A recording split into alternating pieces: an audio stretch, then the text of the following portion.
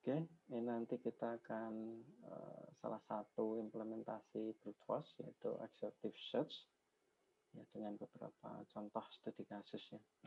Ini nanti ada TSP, terus MAPSEC gitu ya, dan serangan pada kriptografi atau istilahnya nanti ya brute force attack atau exhaustive attack ya. Seperti itu. Oke. Ini exhaustive search itu ya tadi ya salah satu cara untuk mencari sebuah solusi ya, atau menyelesaikan masalah ya dengan brute force. Nah, untuk masalah yang melibatkan pencarian elemen dengan sifat khusus. Nah, biasanya objek-objeknya ini kombinatorik gitu ya, seperti permutasi, probabilitas lah ya, kombinasi, terus himpunan bagian gitu ya dari sebuah himpunan. Nah, di sini di exhaustive search karena dia ini base-nya adalah brute force, jadi dia tidak mempertimbangkan yang namanya penggunaan sumber daya. Jadi seberapapun, sebanyak apapun sumber daya yang diperlukan akan dihabiskan oleh exhaustive search ini ya, akan dipakai semua. Nah, langkah-langkah umumnya ini ya untuk exhaustive search, pertama membuat daftar atau enumerasi gitu ya. Setiap solusi, kemungkinan solusi yang mungkin gitu ya, yang mungkin jadi solusi. Jadi semua peluangnya yang bisa jadi itu solusi itu dibuat daftar gitu ya. Nah, terus kemudian yang kedua, setiap solusi yang sudah didaftar tadi di langkah pertama itu dievaluasi. Mana yang paling efisien, paling sempurna ya, terbaik gitu lah, mana yang mendekati sempurna. Nah, kemudian langkah ketiga menampilkan hasil yang terbaik tadi ya, yang hasil dari evaluasi di tahap kedua jika ada gitu ya. Seperti itu. Nah, ini langkah umumnya ya, ada 3 langkah ini. Nah, contoh pertama kita TSP, Traveling Salesperson Problem. Nah, di sini di dalam TSP itu ada node-node yang harus dikunjungi gitu ya. Tapi kemudian kembali lagi ke node awal, ke titik awal. Nah, dengan syarat ya mencari jarak yang paling dekat gitu ya. Keseluruhan dari titik A kembali ke titik A lagi, tapi jaraknya paling dekat ya. Seperti itu, jarak tempuhnya atau bobotnya paling kecil gitu ya. Nah, ini persoalan TSP seperti itu. Nah, jadi seperti mencari sirkuit Hamilton gitu ya gambarannya, dengan bobot yang paling kecil, paling minimum, paling efisien. Ini TSP. Langkah-langkah untuk menyelesaikan TSP dengan exhaustive search ya pada dasarnya mengadopsi langkah-langkah umumnya exhaustive search ya. Jadi pertama melakukan enumerasi, yaitu membuat daftar ya, buat daftar list semua sirkuit Hamilton tadi atau semua rute dari titik A kembali ke titik A lagi ya, semua. Jadi belum dihitung mana bobot yang paling minimum, belum dihitung. Jadi semua didaftar dulu ya. Semua simpel, semua node-nya didaftar dulu. Nah, kemudian langkah kedua baru melakukan evaluasi dari sirkuit-sirkuit tadi ya, setiap sirkuit yang sudah dibuat daftarnya di langkah pertama, dicari yang bobotnya paling minimum ya, atau yang jaraknya paling dekat gitu ya. Nah, kemudian yang ketiga mengumumkan tadi ya hasil dari evaluasi di langkah kedua itu yang paling minimum atau bobotnya paling kecil yang mana diumumkan gitu ya. Ini algoritma dari TSP ya untuk menggunakan exhaustive search. Nah, contohnya ini. Jadi kita ada persoalan TSP dengan titik node-nya itu 4 ya, n-nya 4, simbol awalnya A. Ya. Nah,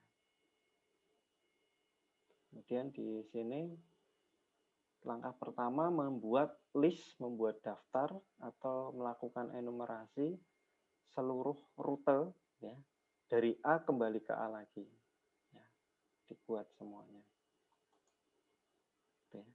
Nah, ini hasilnya yang di tabel kanan ini ada 6 ya, ada 6. Mulai dari A, B, C, D, A. Ini kalau TSP ini ya, yang contoh seperti ini berarti dia vektor ya, ada arahnya.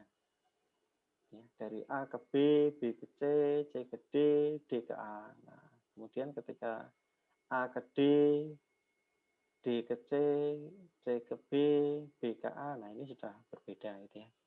Sudah dianggap berbeda. Nah, gitu. Nah, kemudian langkah yang ketiga, langkah yang kedua ya, melakukan evaluasi terhadap ini ya, daftar yang ada di tabel ini, mana yang bobotnya paling kecil atau minimum. Ya. Hasil evaluasinya ternyata ini ya, ada 2 ya, yang nomor 3 dan nomor 5, sama-sama 32 bobotnya. Angka-angka ini dapat dari mana? Dari ini ya, masing-masing jarak. Dari A ke B itu kan ada bobotnya 12 dan seterusnya. Nah, ini tinggal dijumlah-jumlahkan gitu ya. Jaraknya. Ini langkah kedua ini, mengevaluasi ini ya ketemu rute perjalanan nomor 3 dan nomor 5. Nah, kemudian langkah ketiganya ya mengumumkan tadi ya, atau mengeluarkan hasil bahwa rute perjalanan terpendek yaitu ini ya, ada 2, ACBDA dan ADBCA. Seperti itu ya. Dengan bobotnya adalah 32. Oke, ini TSP seperti ini. Oke, ada yang mau ditanyakan dulu?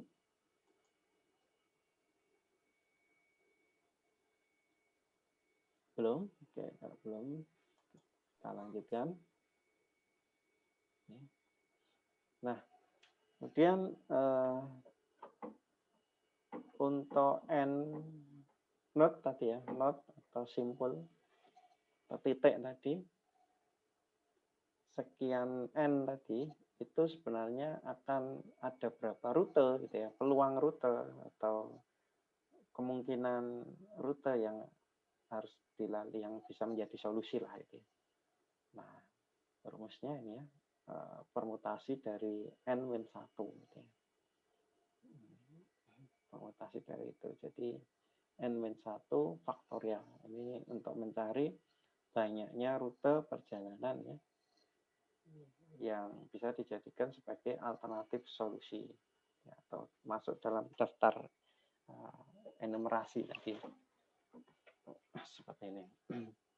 Nah, kemudian ini sebagai acuan kita, ternyata ada 6 rute gitu ya, yang kalau N yang 4 tadi.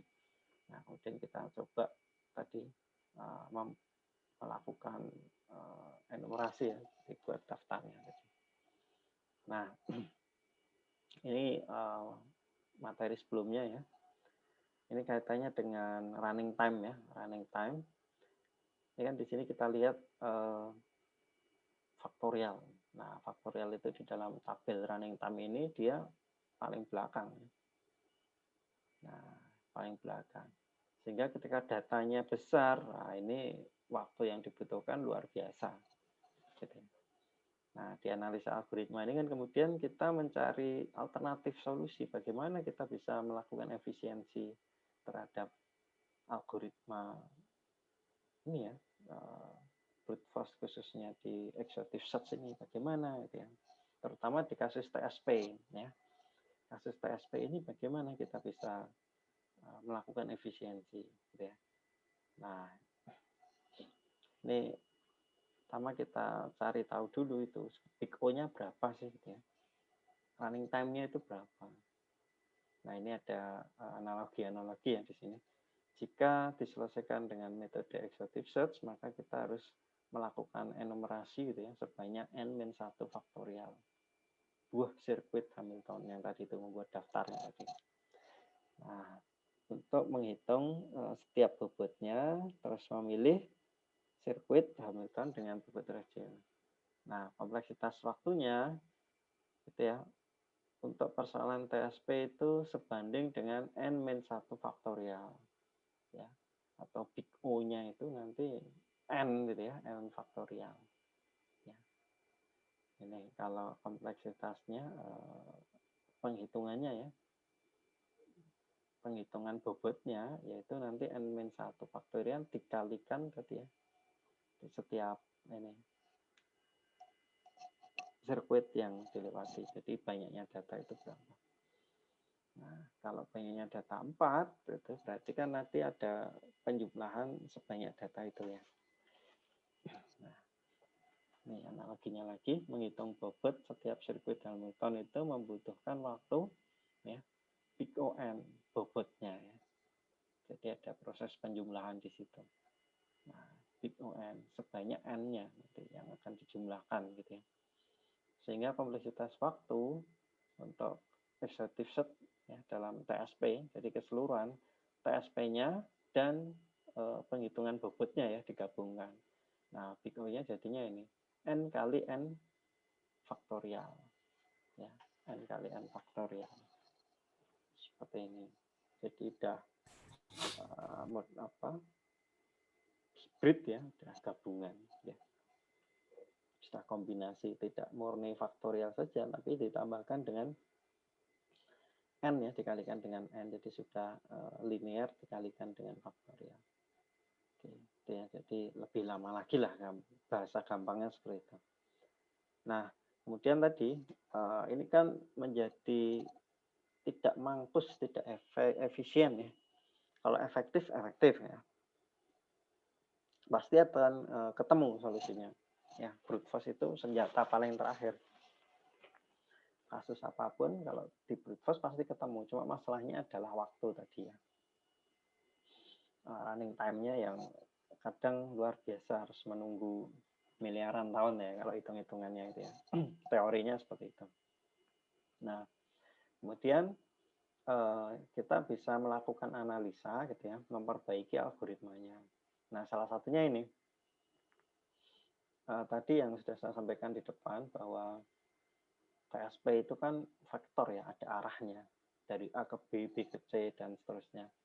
Nah, ini kan kemudian rute-rute itu tadi bisa dieliminasi ya dengan cara tadi arah yang kebalikannya tidak perlu dihitung lagi. Jadi misalnya dari 4 tadi A ke B, B ke C, C ke D, D, terus kemudian balik ke A.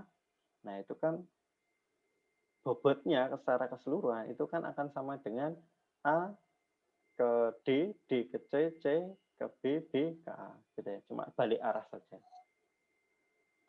Ya, cuma balik arah saja. Nah, sehingga ini kan bisa dikurangi, ya, dihilangkan menjadi setengahnya karena kita kembali ke tabel ya. Nah, ya, jadi setengahnya. Jadi misalnya yang pertama ini ya, yang pertama ini kan cuma lawanan arah dengan yang keenam ya. Nah, kemudian yang kedua, rute yang kedua, sirkuit yang kedua, ini berlawanan arah dengan yang keempat. Seperti itu ya. Nah, terus masuk yang tiga, ini juga cuma berlawanan arah dengan yang nomor 5. Nah, hanya seperti ini. Nah, ini kemudian bisa kita gunakan untuk solusi tadi ya, mengefisienkan algoritma dari TSP dengan exhaustive search. Kita eliminasi yang sama tadi ya, hanya berlawanan arah gitu ya. Nah, sehingga tadi ini akan menjadi setengahnya seperti ini. Ada 3 aja. A ke B, B ke C gitu ya. Nah, sehingga arah itu kemudian tidak vektornya itu tidak diperhatikan, tidak dipertimbangkan. Ya. Itu urutannya tidak dipertimbangkan. Oke, sampai di sini ada yang mau ditanyakan dulu? Ini hasilnya jadi 3 ini ya, hasil penyederhanaan tadi atau dengan mengeliminasi yang berlawan arah tadi, jadi ada 3 sirkuit ini. Gimana? Ada yang mau tanya dulu? Sepertinya belum ada. Ya, oke, atau malah sudah tidur ini ya. Siang-siang, oke. Lanjut ya. Nah, sehingga dengan penyempurnaan tadi ya, ini kemudian berkurang ya, menjadi setengahnya, big O-nya. Jadi tidak lagi n-1 faktorial gitu ya, atau n kali n faktorial gitu ya, big O-nya. Nah, tapi banyaknya sirkuit kan jadi berkurang setengahnya, n-1 faktorial dibagi 2. Nah, cuma tadi tetap saja ya, kalau datanya besar ya tetap masih tidak mangkus gitu ya, tidak efisien kalau datanya besar, masih kurang lah ya. Ini sebagai contoh kalau n-nya node-nya itu ada 20 ya, berarti 19 faktorial dibagi 2. Nah, itu bisa dihitung lah ini jumlahnya berapa itu ya totalnya. Kalau di sini nanti kira-kira 6 kali 1016 ya. Jadi 19 kali 18 kali 17 dan seterusnya sampai kali 4. Nah, yang 3 kali 2 itu kan 6 ini ya. Jadinya seperti itu. Masih banyak. Nah, sayangnya ini yang jadi masalah juga. Sampai saat ini ya, itu tidak ada yang lebih baik daripada exhaustive search ya. Exhaustive search itu untuk menyelesaikan persoalan TSP. Ya, sayangnya itu. Jadi sampai sekarang belum ada publikasi jurnal yang inilah menjadi tandingan exhaustive search ya untuk menyelesaikan kasus TSP. Nah, perbaikan sudah ada ya, perbaikan. Cuma memang the best-nya masih di exhaustive search ya, the best-nya terbaik di situ. Misalnya perbaikan dengan menggunakan heuristik gitu. Jadi dia heuristik itu mengeliminasi beberapa solusi ya, dieliminasi. Cuma bisa jadi heuristik itu salah dalam mengeliminasi. Yang dieliminasi justru malah itu sebenarnya adalah solusi yang paling baik.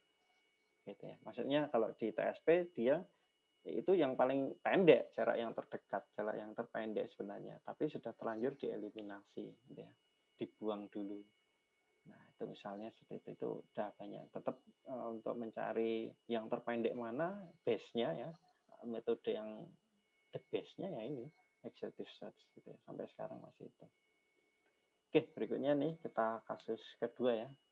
Untuk yang pertama, ada pertanyaan nggak tadi yang TSP? Silahkan kalau ada pertanyaan. Kalau nggak ada, kita lanjut ke ini. Knapsack. Ya. 10 knapsack. 01 knapsack, apalah namanya ya. Nggak ada ini ya. Kalau nggak ada, saya lanjut ke sini ya. Kita bahas knapsack. Knapsack itu kantong gitu ya. Jadi di sini ada sebuah kantong dengan kapasitas tertentu gitu ya. Nah, kemudian ada beberapa objek atau benda yang dia punya bobot tertentu. Ya. Nah, kemudian di sini persoalannya adalah memilih objek-objek atau benda-benda itu untuk dimasukkan ke dalam kantong. Ya. Dengan pertimbangan adalah mendapatkan profit yang paling tinggi. Nah, keuntungannya paling tinggi. Gitu ya. Pertimbangan utamanya itu.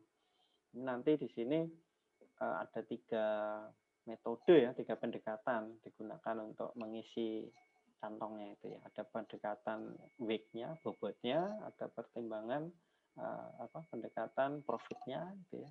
Terus ada yang hybrid ya, di dua-duanya itu jadi pertimbangan ya, baik weight maupun profitnya ya, atau rasio dari itunya ya. Nah, yang perlu teman-teman ketahui nanti juga di knapsack ini ada fraktal knapsack, jadi bisa dipecah nanti akan kita diskusikan selanjutnya. Kita bahas ini dulu. Jadi persoalan zero one knapsack ini dapat kita pandang seperti mencari himpunan bagian gitu ya, atau subset dari keseluruhan objek gitu ya, yang muat ke dalam knapsacknya, dalam kantongnya, yang dapat memberikan keuntungan yang paling besar gitu ya. Oke. Nah, ini ada X misalnya, dia himpunan X1, X2 sampai ke XKN. Nah, X ke I itu sama dengan 1 jika objek yang ke I, objek pertama itu dimasukkan ke dalam kantongnya, knapsacknya. Kalau tidak dimasukkan ke dalam knapsacknya maka sama dengan 0 ya. Jadi nanti isinya 1010, dimasukkan di X1-nya diganti 1, kalau tidak dimasukkan ya X1-nya diganti 0, seperti itu. Nanti ada contohnya. Nah,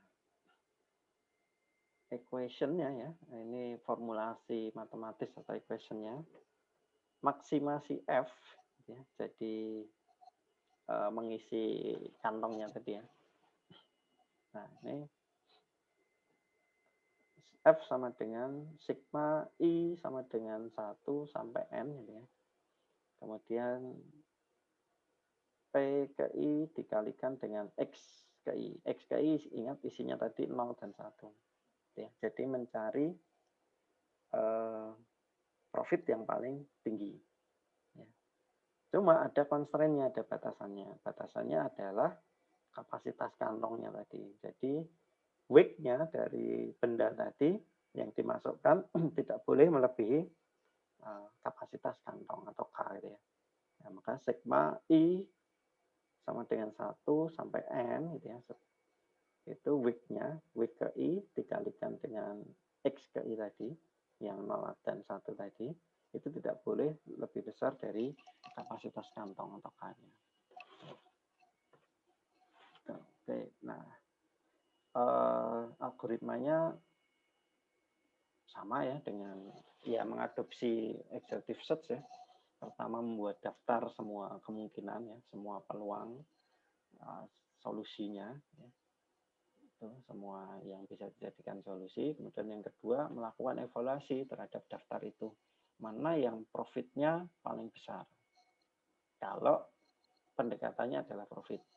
Atau mana yang mendekati atau bisa memenuhi seluruh kapasitas kantong gitu ya. Jadi misalnya 15 ya 15 kilo gitu misalnya, kantongnya muat 15 kilo, maka ya mendekati 15 itu, bisa 14 atau bahkan bisa 15 itu. Itu kalau pendekatan weight. Nah, beda lagi nanti yang hybrid ya, yang rasio gitu ya. Itu dia mempertimbangkan kalau yang rasio ya, itu profitnya paling besar, paling tinggi, ya, berdasarkan rasio loh ya. Tapi juga kantong itu tidak terlalu kosong, ya. Jadi berbanding ya, sebanding. Jadi, kantongnya enggak sisa kosongnya enggak banyak, tapi profitnya juga tinggi. Nah, kemudian yang ketiga menampilkan tadi best solution-nya atau profit yang terbesar seperti apa. Kalau pendekatan profit, kalau pendekatan weight-nya seperti apa yang paling besar, bendanya yang diambil apa saja gitu ya. Nah, oke, kita ke contoh misalnya ini ada 4 benda ya, 4 objek 1, 2, 3, 4 dengan masing-masing bobot dan profitnya ya, masing-masing ini. Kemudian kapasitas knapsack-nya itu 16 ya. Ya, anggap aja ini 16 kilo lah gitu ya. Kantongnya muatnya segitu. Nah, kemudian langkah-langkahnya untuk solusi ya untuk ini ya, jelaskan seperti ini. Jadi dibuat daftar dulu yang pertama ya, dibuat daftar solusi, alternatif solusi yang mungkin ya, didaftar semua. Jadi kalau tadi analoginya adalah himpunan bagian gitu ya. Nah, dibuat himpunan bagian pertama adalah kosong, himpunan kosong, kemudian masing-masing ya 1, 2, 3, 4, terus 1, 2, 1, 3, 1, 4 ya, kombinasi ini. Terus 2, 3, 2, 4, 3, 4 ya, dan seterusnya. Nah, kemudian dievaluasi yang kedua, profit yang paling tinggi yang mana? Kombinasi dari himpunan-himpunan ini ya.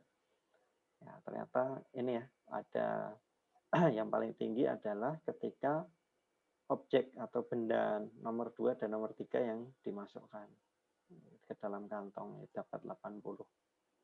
Nah, terus bobotnya juga ya 15, masih memenuhi syarat karena ini ya maksimal 16. Jadi masih di bawah kapasitas. Oke, gitu ya. Ini pendekatan profit. Nah, maka yang ketiga kemudian menampilkan hasilnya ya. Nah, ini hasilnya di bawah, himpunan bagian objek yang memberikan keuntungan maksimum adalah 2 dan 3. Jadi objek 2 dan objek 3 dengan keuntungan 80. Nah, sehingga solusinya ini ya, secara matematis solusinya ini. X sama dengan 0,1,1,0. Nah, ini maksudnya apa? Objek pertama itu 0, berarti dia tidak dimasukkan ke dalam kantong. Objek kedua 1, oh berarti objek ini dimasukkan ke dalam kantong. Objek ketiga juga dimasukkan. Yang terakhir tidak. Gitu ya. Sampai di sini ada yang mau ditanyakan? Belum, Pak. Belum ya. Oke, belum, saya lanjut lagi. Nah, terus berapa banyak tadi ya himpunan bagian yang bisa jadi alternatif solusi tadi ya. Nah, sebanyak ini ya 2 pangkat n. Kalau di TSP tadi n-1 faktorial atau n faktorial gitu ya untuk big O-nya TSP-nya ya. Nah, kemudian dikalikan dengan n-nya banyaknya dari node-nya. Ya. Nah, kalau ini itu untuk knapsack-nya ya, itu 2 pangkat n. Nah, menghitung bobotnya itu big O(n) sama ya, di TSP tadi juga menghitung bobotnya big O(n), big O-nya n. Nah, sehingga total kompleksitas algoritmanya ya, exhaustive search untuk knapsack itu n kali 2 pangkat n. Nah, kalau kita lihat di tabel running time, nah ini ada di bawah n faktorial ya, jadi lebih cepat gitu ya, lebih cepat sedikit. Nah, tetap kalau jumlah datanya banyak besar juga very long, nggak tahu berapa itu. Oke, seperti itu.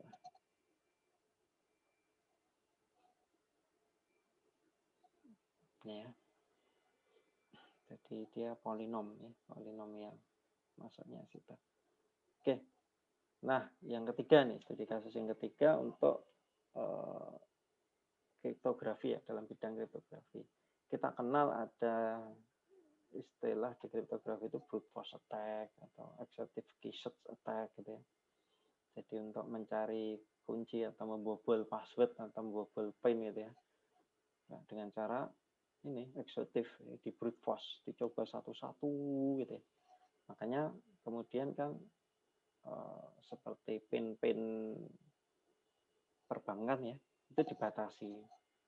3 kali nyoba blokir gitu ya. 3 kali nyoba blokir. Nah, bayangkan kalau tidak dibatasi. Coba terus mesti ketemu ya. Apalagi dibantu dengan mesin, dengan alat ya, bisa cepat sekali ketemunya. Apalagi cuma berapa 4 digit ya. Terus sekarang naik jadi berapa? 6 digit sekarang. Masih cepat jadi, masih cepat diselesaikan dengan ini. Kalau tidak ada pembatasan ya. Gitu. Nah, makanya kan mulai diterapkan itu ya, pembatasan 3 kali gagal langsung diblokir, atau ada two factor authentication ya. Jadi autentikasi dua arah, dua faktor gitu.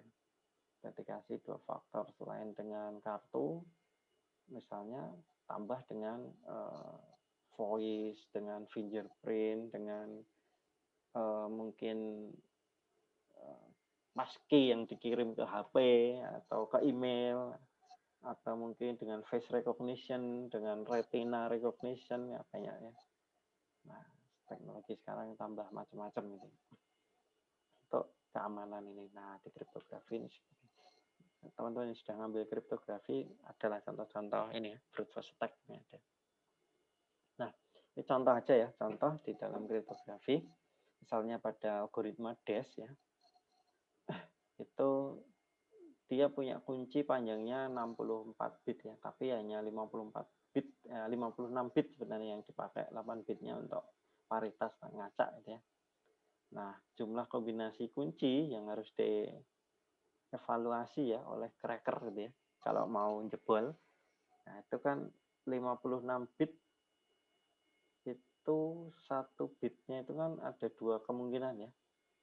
Satu bitnya, kalau nggak 0 ya 1. Ya, kalau nggak 0, 1. Nah, cuma kan ada 56 baris. Bit pertama ini 0. Bit kedua 0 sampai bit ke 56 0 dulu semua. Kemudian uji coba yang kedua, bit pertama diubah jadi 1. Bit kedua 0. Semuanya sampai belakang 0. Dicoba-coba satu-satu gitu ya. Nah, sehingga ketemunya tadi ya, kalau untuk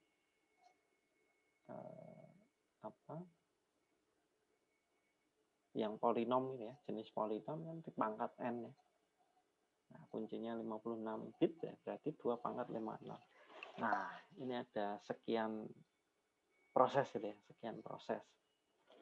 Berapa ini? Oh, ini ada salah peletaan titik ya. Ini di 7 ini. Nah, itu harusnya maju lagi. Oke, saya perbaiki coba.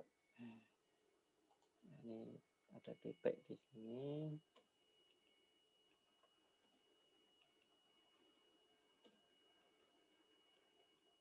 Nah, ini kira-kira seperti ini. Ini juga salah.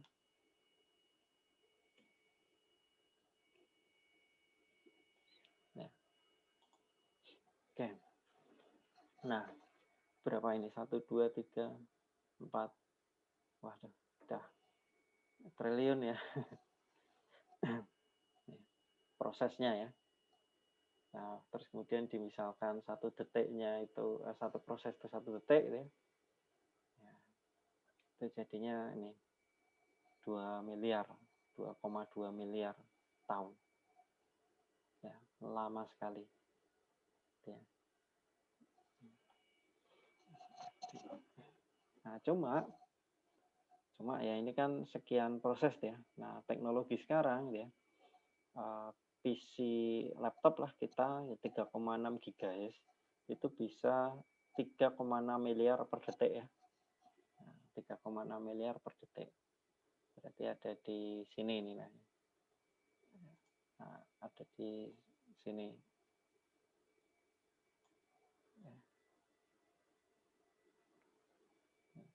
Ada di sini. Jadi bisa per detik itu bisa menyelesaikan 3, lah kalau 4 kan berarti cuma ya 2 detik lah ya gitu ya. Gampangnya. Teknologi sekarang ini kalau hitungan teknologi lama ya seperti itu. Tapi ya terus tidak seperti itu juga ya, terus jadi wah itu nanti hanya 2 detik, berarti kalau ini enggak juga, enggak seperti itu ya. Ya, semakin banyak dia akan nanti akan semakin lama terjebak di dalam looping ya, looping terus ya. Performanya juga semakin turun. Gitu ya. Jadi bisa ini sebagai gambaran aja lah, kita butuh waktu yang luar biasa gitu ya dengan konvensional teknologi. Oke, nah itu meskipun ini ya executive search itu tidak efisien ya, tidak mangkus, tapi ya keberhasilannya 100% lah ya. keberhasilannya 100%. Pasti ketemu, hanya tinggal masalah waktu. Oke. Nah, terus kemudian ada perbaikan-perbaikan gitu ya yang bisa dilakukan terhadap executive search tadi sudah saya ceritakan juga di depan. Bisa dengan heuristik gitu ya salah satunya. Nah, heuristik ini dia untuk mengeliminasi solusi-solusi yang daftar solusi yang banyak tadi ya itu dieliminasi. Cuma masalahnya adalah ketika di kasus-kasus tertentu ya seperti tadi pencarian jalur terpendek gitu ya. Nah, itu kemudian yang harusnya itu adalah jarak terpendek, dia ikut tidak sengaja tereliminasi duluan. Gitu ya. Bisa jadi seperti itu. Nah, maka yang tadi the best-nya tetap terbaiknya ya executive search gitu ya. Oke, nanti teman-teman bisa nyoba lah ya membandingkan yang murni executive search dan khusus kasus TSP ya, nanti bisa dibuat programnya sederhana kan, simple gitu ya, dibuat programnya. Kalau enggak teman-teman bisa googling aja mencari potongan program atau fungsi untuk TSP ya. Nah, kemudian dibandingkan yang murni executive search dengan tambahan heuristik ya. Tuh, dicoba-coba. Nah, nanti pasti sometimes akan ketemu ini jadi yang terbaik jadi hilang ya, karena dieliminasi oleh heuristiknya. Oke, nggak sengaja dieliminasi oleh heuristik. Oke. Nah, ini sudah cukup bagus lah membantu mempercepat executive search-nya. Biarpun kadang ya itu masih solusi terbaiknya itu hilang gitu ya, kehapus. Oke. Ini heuristik ya, nanti bisa dibaca-baca ini sejarahnya. Oke, untuk heuristik. Dan kalau ini memang dekat ya, kita bicara heuristik itu memang dekatnya dengan AI ya. Artificial intelligence. Jadi bagaimana kita ya tidak hanya heuristik ya, nanti yang lain-lain metode yang lain juga bagaimana kita itu mengeliminasi solusi-solusi tadi dengan cerdas gitu ya, biar lebih cepat tapi solusinya yang benar itu dapat gitu ya. Nah, nanti banyak lah metode-metodenya, salah satunya ini heuristik ini. Ada juga web semantik dan lain sebagainya, itu juga bisa. JST ya, jaringan saraf tiruan. Nah, jadi mengukur kedekatan-kedekatan dulu untuk mengeliminasi alternatif-alternatif solusi yang lain. Gitu ya. Jadi random dulu dia. Seperti itu. Nah, ini ada yang contoh implementasi heuristik ya dengan executive search. Ini misalnya anagram ya.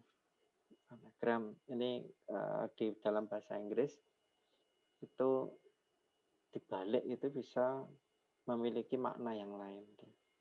Jadi ada kata misalnya contohnya di sini lift.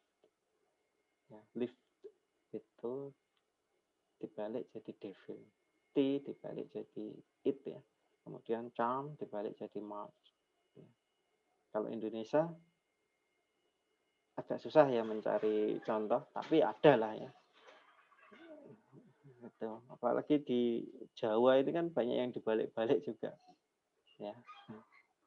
Di Jogja itu ya, tapi bahasa walian ya. Ya sebenarnya maksudnya itu sama sih kalau yang di bahasa anagram ini kan dia punya makna yang lain gitu ya kalau dibalik. Nah, Indonesia saya rasa juga ada lah untuk beberapa kata ya. Oke. Oke, sampai di sini ada yang tanyakan?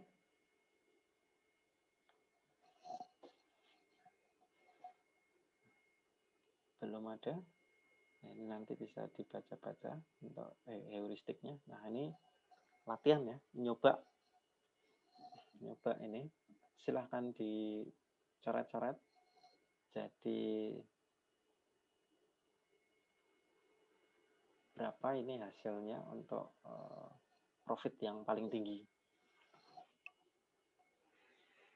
Langkah pertama buat daftarnya gitu ya.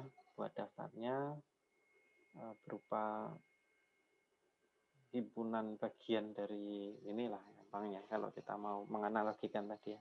Yang dia kemudian mempunyai profit paling besar. Terus kemudian ada batasannya, ada constraint-nya, dia tidak boleh melebihi kapasitas. Nah, ini kapasitasnya 15 ya. Oke, saya beri waktu 5 menit aja deh, biar cepat ya.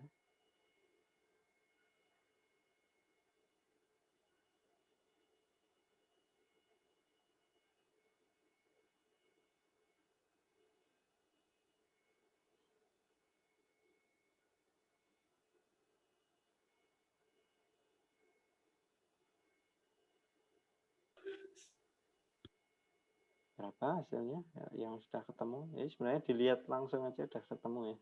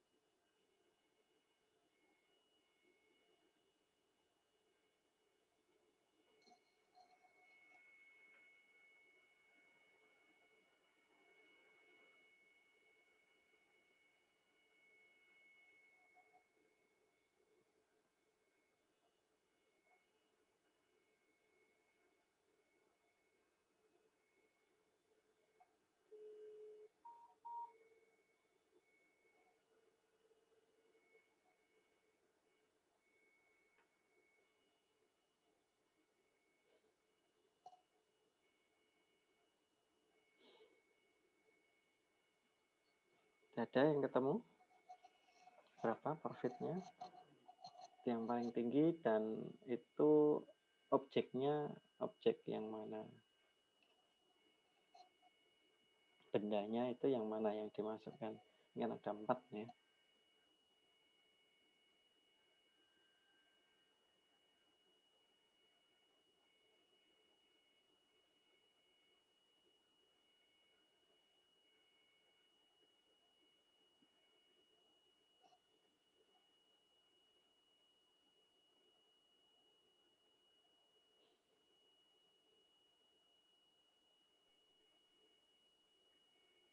Satu tiga bukan Pak?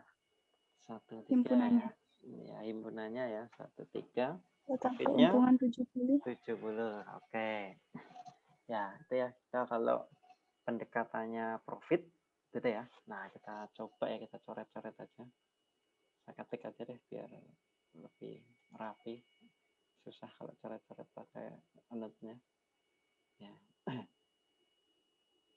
Himpunan kita kan bikin list dulu ya, daftarnya enumerasi tadi ya. Nah, pertama kan satu-satu dulu ya. Objek 1, objek 2, objek 3, objek 4. Nah, masing-masing kan ini dengan profit itu ya sesuai ya, 30, kemudian 25, kemudian 40, nah, terus ini adalah 10. Nah, berikutnya kemudian kombinasi. Saya kecilkan fontnya. Yang kelihatan. Nah, 10 masih kelihatan ya.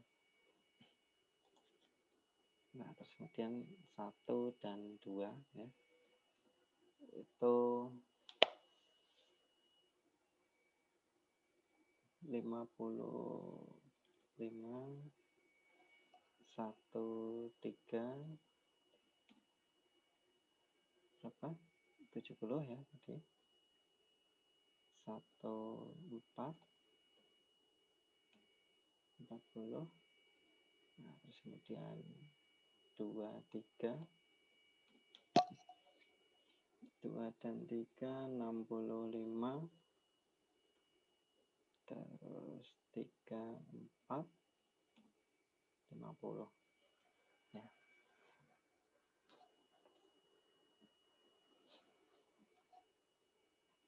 Dan yang lain-lain seterusnya ya. 1, 2, 3. Terus kemudian 1, 2, 4. Gitu ya. Jadi pertama 1-1 dulu, terus kemudian 2-2-2, terus kemudian 3-3, terakhir 4. Oke. Jadi totalnya ini nanti ada berapa? 2 pangkat N ya. 2 pangkat N, ada 16. Ya. Nah, seperti itu. Dibuat daftar ini dulu. Nah, terus kemudian yang kedua dievaluasi mana yang paling tinggi. Evaluasinya tinggal melihat aja yang paling tinggi mana. Ya. Nah, gitu. Ada yang memenuhi syarat, ada yang tidak ya. Yang memenuhi syarat adalah yang perhatikan jumlahnya di bawah berapa? 15. Dia memang ada yang nanti yang lebih tinggi gitu ya, ada. Cuma ya ini kalau yang 4 nih jumlahkan semua kan paling tinggi ya. 30 tambah 25 tambah 40 tambah 10 kan paling tinggi. Tapi kan tidak memenuhi syarat. Ya. 15 ini. Oke gitu ya. Yang memenuhi syarat itu yang 70 gitu ya. Oke. Ini pendekatan profit. Nah, pendekatan profit dilihat profit yang paling tinggi. Nah, kemudian ada pendekatan weak, ya, pendekatan berat. Kalau pendekatan berat itu dilihat beratnya itu yang mendekati 15 atau sama dengan 15. Gitu ya. Kalau dijumlahkan itu gitu. Kalau satu-satu masih jauh semua ya. Kalau dua misalnya benda 1 dan benda 2 cuma 8. Terus benda 1 3 12, jadi masih sisa 3 ya tadi ya. Terus kemudian benda 1 dan 4 hanya ini. Nah, kemudian jumlahkan 3 misalnya. Nah, 3 benda. Nah, 3 itu 1 2 3 misalnya kelebihan ya, kelebihan.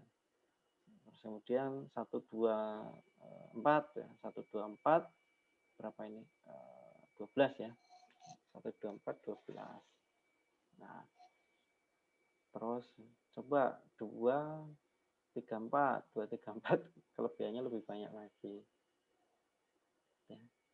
Atau 1 3 4. 1 3 4 juga lebih ya.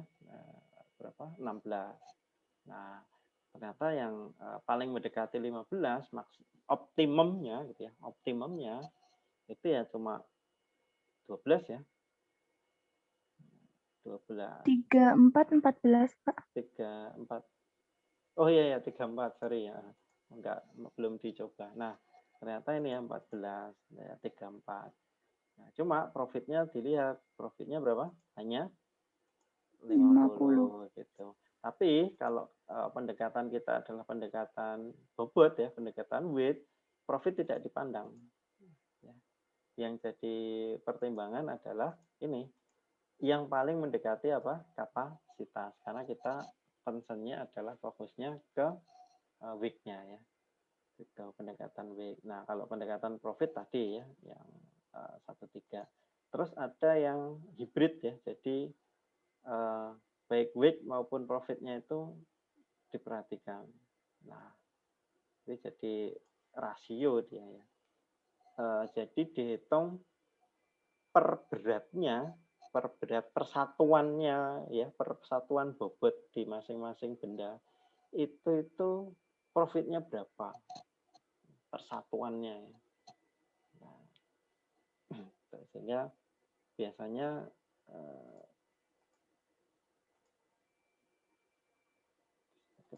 nah gini, misalnya untuk benda pertama itu jadinya adalah rasio ya, dia jadinya benda X1 itu jadi per beratnya itu kan profitnya ini ya 30 dibagi berapa? 2 ya. 15. Jadi per satu week ya, per satu satuan itu dia profitnya 15. Nah, kemudian X2 itu kan 25 dibagi 6. Kurang lebih 4, ya ini. 4 berapa ya? 4,1 berapa ini. Ya. Jadi ini terus kemudian yang X3 itu 40 dibagi 10. Ya, jadi persatuan dia 4 ya, pas 4. Terus kemudian X4-nya 10 dibagi 4. Nah, 2,5 ya, 2 koma ya. 2,5. Nah, kemudian di sini kan dua-duanya dipertimbangkan ya, dua-duanya bobot dan ininya dipertimbangkan, dan kapasitasnya tadi, kuotanya tadi. Nah, dengan prioritas melihat ini tadi, profit yang besar yang mana. Ya. Kalau tadi yang pendekatan murni profit itu kan item 1 ya, benda pertama dan benda ketiga, murni profit ya. Nah, kalau di sini ini rasionya ini yang dipertimbangkan. Ya. Gitu. Prioritasnya itu. Jadi untuk mengisi ini ya dengan pendekatan hibrid ini, jadi benda pertama ini jadi alternatif utama ya. Jadi pertama dia akan X1 ini mesti akan diambil, dimasukkan ke kantongnya. Nah, kemudian yang kedua adalah X2 karena dia 4, lebih tinggi dari ini. Ya. Nah, gitu ya. Baru kemudian yang ketiga ini, tapi kalau kita ngambil yang benda ketiga sudah apa? Melebihi ya. Nggak muat kantongnya. Ini sudah 8 tambah 10, 18. Nah, tapi kalau hanya 2 saja, ini masih sisa banyak. Ini 8, ini 15, masih sisa 7. Nah, ini 4 masih bisa dimasukkan ya. Nah, itu sehingga kapasitas knapsack-nya ya, itu ini ya.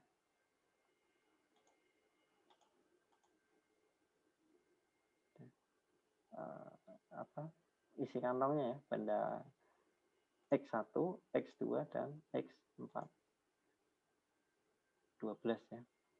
Nah, terus profitnya jadinya berapa? Ya tinggal tambahkan. 30 ditambah 25 tambah 10. Berapa? 65 ya. 65. Ya. Itu. Memang ini kemudian kan akan lebih kecil ya. Lebih kecil daripada yang 2 benda tadi ya. Ya, yang 30 dan 40 ini. Ya. Gitu.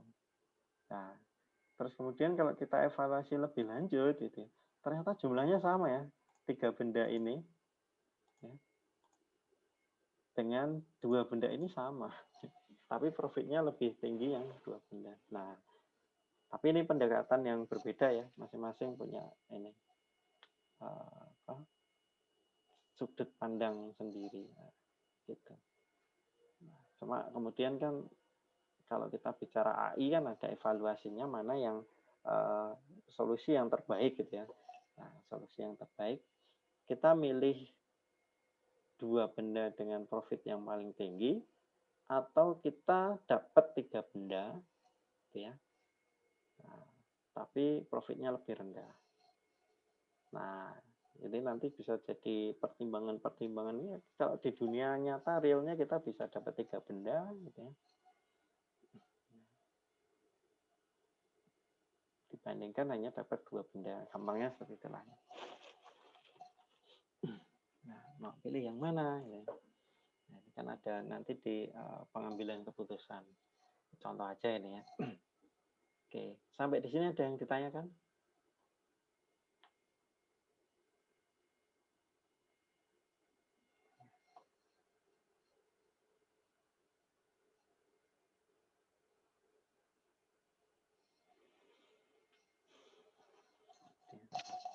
Ada yang ditanyakan kah? Belum, Pak. Belum. Ya, ini teman-teman gini ya, melihatnya profit ini kemudian kan bisa diganti dengan apa ya? Yang harus dibayar lah, biaya yang harus dibayar misalnya gitu ya. Tidak terus selalu berupa keuntungan seterusnya. Dalam kasus-kasus real kan bisa dianalogikan atau diubah menjadi hal yang lain gitu ya. Nah, tapi kasus-kasus seperti ini kan sering ya, kita punya uang sekian nih gitu ya. ini akan dihabiskan untuk beli apa ya. Ya, uang sekian ini bisa dapat 2 benda, 3 benda, 4 benda gitu ya. Nah, ini sesuai dengan kebutuhan juga. Nah, contoh-contoh seperti itu misalnya. Oke, kalau belum ada, ya ini pertemuan kita hari ini ya sampai di sini.